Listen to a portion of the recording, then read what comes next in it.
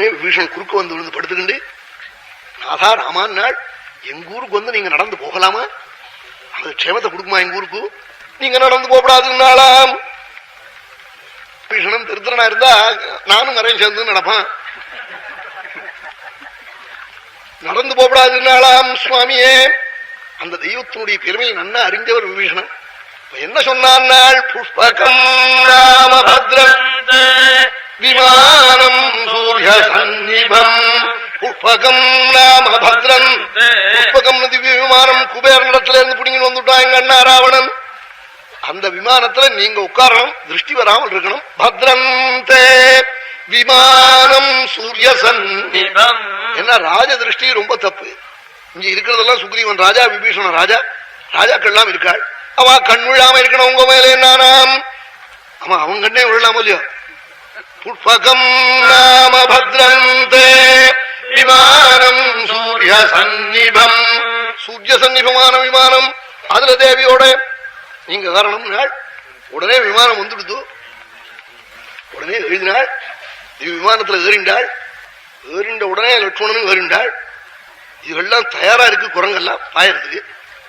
அப்ப சுவாமி என்ன சொன்னாள்? சுக்ரீவா விபீஷணா, நீங்களாம் சௌக்கியமா ராஜ்ய பரிபாலனம் பண்ணுங்க. நீங்க சௌகரியமா லங்கையில நீ இருக்கணும் நாள் விபீஷணனே. நான் புறப்பட்டு போறேன், நீங்கள்லாம் இங்கே சௌக்கியமா இருங்கோ நாள் விபீஷணனே. சுக்ரீவனை எப்படியே நீ குறுக்க கிருஷ்ணந்தேல போய் ரொம்ப நாள் ஆச்சு, நீ பத்னி பார்த்து சுகத்தை அடைஞ்சு எண்ணெய் தேய்ச்சிக்கிண்டு நீங்கள்லாம் போய் சௌகரியமா எண்ணெய் தேய்ச்சி ஸ்நானம் பண்ணி பத்னிகளோட புத்திராளோட சௌக்கியமா இருங்கன்னு. அப்ப இவாள்லாம் என்ன நினைச்சிட்டு இருக்கா? தங்களையும் பட்டாபிஷேகத்துக்கு கூப்பிட்டு போக போறதா நினைச்சுட்டு மூட்டை கிட்ட கட்டி வச்சுட்டு இருக்கு இல்லாம. அவன் என்ன பண்ணிவிட்டார்? சுவாமி நீங்களாம் எப்படியே ஊருக்கு போங்கோ, வீடுனா நீ சௌக்கியமா இருந்துட்டாள். எதிராளத்து கல்யாணம் நம்ம கூப்பிடாம இருப்பாளா கூப்பிடாம இருப்பாளான்னு இந்த அம்மாவும் இவருமா ட்ரெஸ் எல்லாம் பண்ணிட்டு இருப்பார் பொட்டி வச்சுன்னு வாசல்ல. அவன் வாசல்ல பஸ் வரும், வேறுட்டு எதிராளத்துக்காரனை கூப்பிட்டு கதவு பூட்டிருக்கேன் பாத்துக்கோன்னு போடுவானே. கதவு பூட்டி வச்சிருக்கேன் நீ ரங்காத்தையும் சேர்த்து பாத்துக்கோன்னு போடுவானவன். ஆமா, அப்புறம் ரெண்டுமா அவுக்கும்னே கட்டின்ற புடவையும் மகிழ்ச்சியும். ஆமா, அது மாதிரி சுவாமி இப்படி பண்ணிவிட்டாள். ரொம்ப சுக்ரீவனுக்கும் குரங்குகளுக்கும் விபீஷனுக்கும் ரொம்ப ஏமாத்தமா போயிடுது. அப்ப என்ன பண்ணினாள்? சுக்ரீவனை முன்னிட்டுக்கிண்டு சொல்ல சொன்னாள். எல்லாரும் அழகா சொன்னான் சுக்ரீவன். என்ன நினைச்சுட்டா? ரெண்டு விதமா நினைச்சுட்டா. ராமனே காரியம் ஆயிடுதுன்னு நம்ம விட்டுட்டாள்னு அப்படி ஒரு விதமா நினைச்சுட்டா. அப்படிலாம் தோணும் போலியோ, ஜீவன் தானே. நம்ம சாமானிய மனுஷனுக்கே தோன்ற போது குரங்குக்கு தோணாதா? இன்னொன்னு என்ன தோணித்தது? அது நாகரீகம் உள்ள தேசம் அயோத்தி. அங்க போய் இது எல்லாத்தையும் இந்த அநாகரீகம் உள்ள சாமான்லாம் நமக்கு ஸ்நேகிதம்னு சொல்லிக்கிறதுக்கு சுவாமிக்கு வக்கம். அதையும் தவிர்த்து குரங்கு வந்த ஊர்ல அப்புறம் மாங்காய் குத்தகை தேங்காய் குத்தகை ஒரு குத்தகை ஒத்தனம் குத்துக்க மாட்டான். செடியை கடி இதெல்லாம் அழிச்சுவிடும். இன்னும் அப்படி வர பயப்படுவா மனுஷியாள்.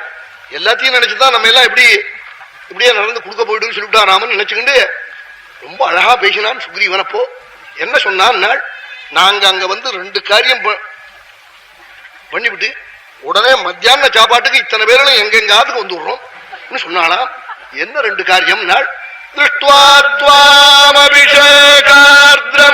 வசிஷ்டர் கையால தங்க குடத்துல திவ்ய தீர்த்தத்தை எடுத்து இந்த நீலமேக சியாமளமான காத்திரத்திலே இட்வாகு பிரபதிகள் ஏறின திவ்ய சிம்மாசனத்துல தங்களை உட்காத்தி வச்சு அபிஷேகம் பண்ணி உடம்பு நனையறத ஜன்னல் வழியா பாக்குறோம் சொன்னாள்.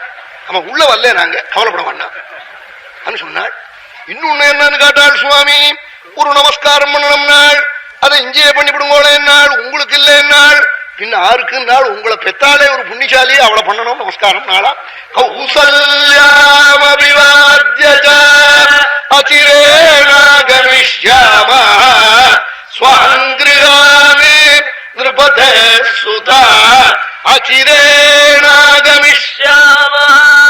அங்க ஒரு டம்ளர் காபிக்கு நாங்க பறக்கல, தலையை நீட்டல. அச்சிரேனாகமிஷ்யாம ஸ்வான் கிரகான்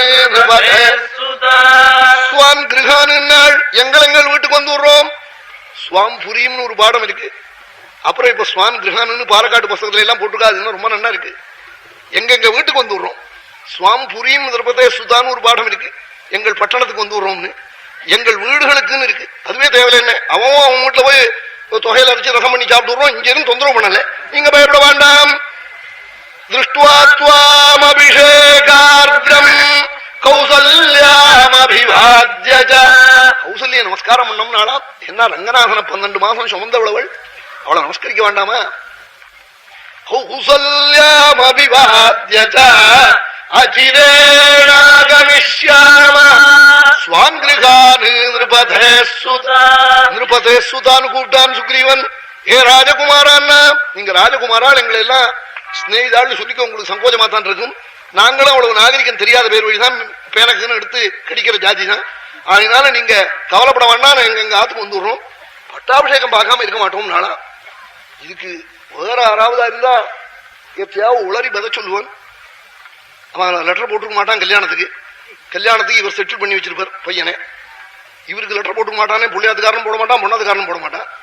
கல்யாணம் ஆனதுக்கு அப்புறம் என்ன கல்யாணம் ஆச்சாமே லெட்டர் கூட போடலையேம்மா. என்ன சார் உங்களுக்கு நான் போட்டிருக்கேன் லெட்டர்னு புழுகுவோம் அப்படி சொல்லுவான். சுவாமி அப்படிலாம் அசட்டு பேசணும் பேசல. சுக்ரீவான்னு கூப்பிட்டாள், விபீஷணான் நாள். நான் என்னமோ ராவணனை வதம் பண்ணிவிட்டா எனக்கு பரம பிரியம்னு நினைச்சேன். விபீஷணனை பட்டாபிஷேகம் பண்ணிவிட்டா ரொம்ப பிரியம்னு நினைச்சேன். சீதையை அடைஞ்சுட்டா ரொம்ப பெரிய சந்தோஷம்னு நினைச்சேன். எல்லாத்துக்கும் மேல ஒரு சந்தோஷம் எனக்கு கிடைச்சது. என் பட்டாபிஷேகத்தை நீங்க இத்தனை பேரும் சேர்ந்து நடத்தி வைக்கிறேன். பிரியாத் பிரியதரம் பிராப்தம் அவன் சுவாமியா போய் எனக்கு பட்டாபிஷேகம் நீங்க எல்லாம் வரணும்னா, சுவாமி என்னமோ பட்டாபிஷேகத்தை குறி வச்சுட்டு அயோத்திக்கு போறா போல தோணும்னு. சுவாமிக்கு அந்த எண்ணமே இல்ல. பட்டாபிஷேகம் பண்ணிக்கணும், பரதனுடைய ராஜ்யத்தை புடுங்கணும்னு எண்ணத்தோட சுவாமி பரப்பிட்டாள். அவனுக்கு அப்படி எண்ணம் இருந்தானா நீங்க பட்டாபிஷேகத்துக்கு வாருங்கோம்மன். அதோட கூட இவர் எனக்கு பட்டாபிஷேகம் நீங்க வாருங்கோன்னு கூப்பிடுறது. எனக்கு சாந்தி கல்யாணம் சார் நீங்க எல்லாம் வரணும்னா பத்திரிகையில கழித்து போடுவோம். ஆனா இந்த நாள் பயங்க போட்டாலும் போடுவோன்னு. சமீபத்தில் ஒரு பெரிய மனுஷன் என்கிட்ட வருத்தப்பட்டார். பையன் எனக்கு ஒரு தந்தி அடிச்சிருக்கான், எனக்கு மேரேஜ் செட்டில் ஆயிடுது, நீங்க உங்க ஒய்ஃப் ஆயிடுச்சுன்னு வரதுன்னு அடிச்சிருக்கானா தந்தி. நான் நினைச்சேன் அவனை இங்கிலீஷ் படிக்க வச்சே கண்டையா பலனேன்னு நினைச்சேன்னு. இப்படி அடிச்சிருக்கான் தந்தின்னு வருத்தப்பட்டாருன்னு. அவனை இங்கேயோ அனுப்பிச்சு அவனை படிக்க சொல்லி இந்த பையன் எங்கேன்னு தந்தி அடிச்சிருக்கான் போன்னு அழுதார் சமீபத்தில். எனக்கு ரொம்ப இப்பவும் வருத்தமா தான் இருக்கிறது சொல்ற போது. இப்படி அடிச்சா நான் தந்தியில அது அடிச்சதை எங்க அம்மா வழிச்சுன்னு வானா எழுதப்படாதோ, உங்க ஒய்ஃப் வழிச்சுன்னு வாருங்கோ எனக்கு மேரேஜ் செட்டில் ஆயிடுது எழுதிருக்கானா தந்தி அடிச்சிருக்கானா. அந்த பையலை இப்படி தந்தி அடிக்க முடியாது, நீங்க தானே தயார் பண்ணீர். அதனால அழுன்னு பிரியாத் பிரியதரம் பிராப்தம் பிரியத்துக்கு மேல பிரியம், பரமபாகியம், பரம சுகத்துக்களான நீங்கள்லாம் வந்து எனக்கு பட்டாபிஷேகம் பண்றேன்னு சொல்லுது. க்ஷிப்ரமாரோ